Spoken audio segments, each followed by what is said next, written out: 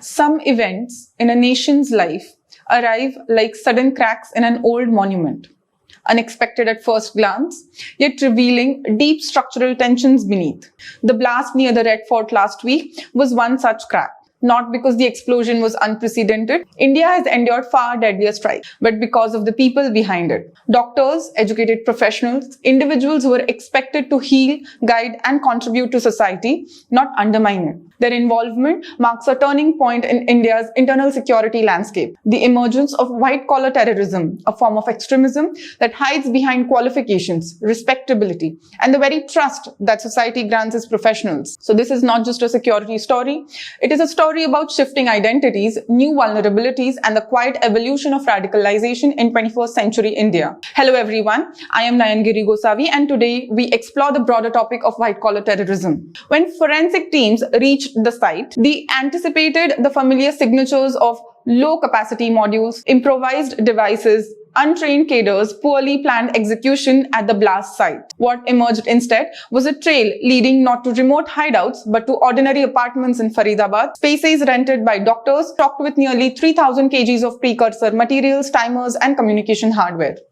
This discovery revealed a silent parallel world functioning within India's urban landscape, a society in which the educated, the articulate, and the socially respectable were becoming carriers of extremist conviction. This reflects what several scholars of radicalization have warned: modern terrorism is migrating from periphery of society into its educated core, wearing the mask of normalcy. Some researchers describe this trend as the professionalization of violent extremism.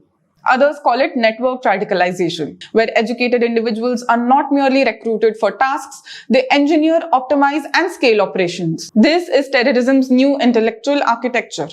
The Red Fort blast was not a deviation, it was a culmination of this new pattern. Let's look at the Kashmir angle, but not as a cliché. For decades, when Kashmir entered national security discussions, it carried predictable imagery: infiltration, insurgency, and youth radicalization. This time, Kashmir entered not as a battlefield, but as an ecosystem of influence. The alleged mastermind was not a gunman from a forest camp. He was an educated doctor from Pulwama, integrated into urban professional life. The recruiter was not a cross-border handler, but a cleric operating through encrypted academic and theological networks. Not the restless teenager with a stone, not the infiltrator with a rifle, but the professional with a degree, able to blend seamlessly into cities, hospitals, and campuses. This reflects a profound transformation. Radicalization in Kashmir is no longer driven solely by economic resentment or local coercion. It is becoming intellectual, self-directed, and ideologically curated. Security theorists call this high-agency radicalization, a form of extremism powered by conviction rather than compulsion, and by digital solidarity rather than physical camps. It is harder to monitor, more autonomous, and significantly more lethal. Why white-collar terrorism is a unique threat? It is not about affluence. It is about access. Doctors, engineers, researchers, analysts, individuals in these spheres possess technical precision, digital competence, professional legitimacy, organizational skills, clean financial footprints, institutional access, and above all, a cloak of respectability. And that cloak becomes a weapon. Because the educated terrorist is not merely a militant. He's an ecosystem in motion. This phenomena forces a deeper set of questions. Who constitutes a threat? What does radicalization look like in the 21st century? Can a medical clinic be a safe house? Can professional degrees hide extremist ideology? Once these boundaries collapse, security responses must also evolve beyond stereotypes. The Red Fort as a metaphor.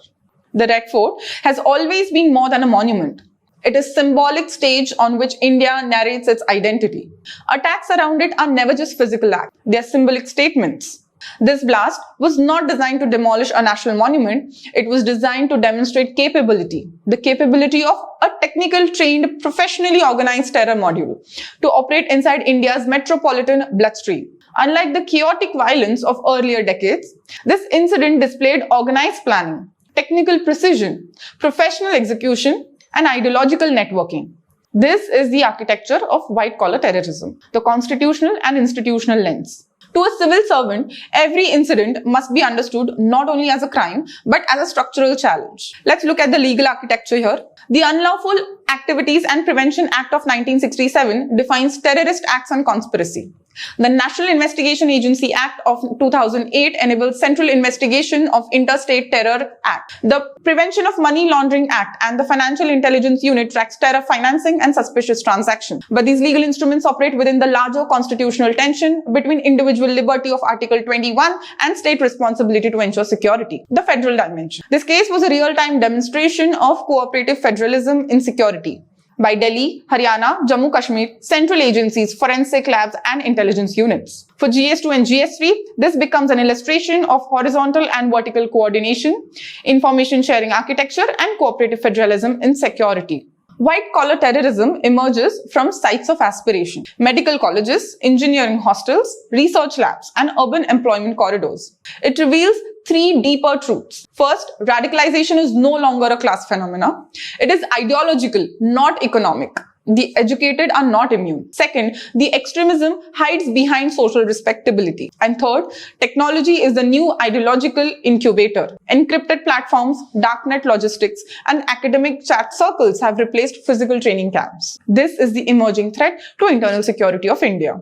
How can civil services aspirants should use this case study across their GS papers? GS paper 1. Indian society.